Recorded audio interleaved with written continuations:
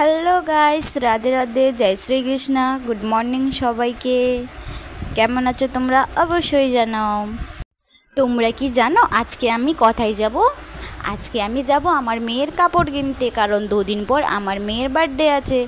তার জন্য brush trash করে চান টান করে একটু নেল পলিশ পরে নিই। তো নেল পলিশ পরতে কে কে ভালোবাসো অবশ্যই জানাও। কোন রঙের নেল পলিশ তোমাদেরকে ভালো লাগে অবশ্যই সেটা বলবে।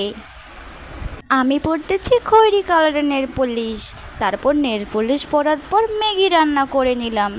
ম্যাগিটা তো রান্না হয়ে গেছে। এই তারপর ম্যাগি রান্না হতে না হতে এই দেখো আমার বর তো খেতে বসে গেছে আমাকে ছেড়ে ছেড়ে। দেখতেছো সবাই কত হিংসুটে আছে আমার বর।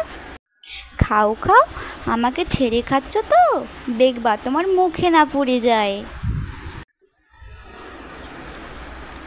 দেখতেছো সবাই আমি আমার বরকে কতটুক দিয়েছি, আর আমি কত বেশি নিয়েছি। আমাকে ম্যাগি খুব ভালো লাগে। আমার মতো কি তোমরাও ম্যাগি খুব খেতে ভালোবাসো? তাহলে অবশ্যই জানাইও। আর ম্যাগিটা আমি আর আমার বরই খাচ্ছি না, আমার মেয়েও খাচ্ছে, দেখছো সবাই।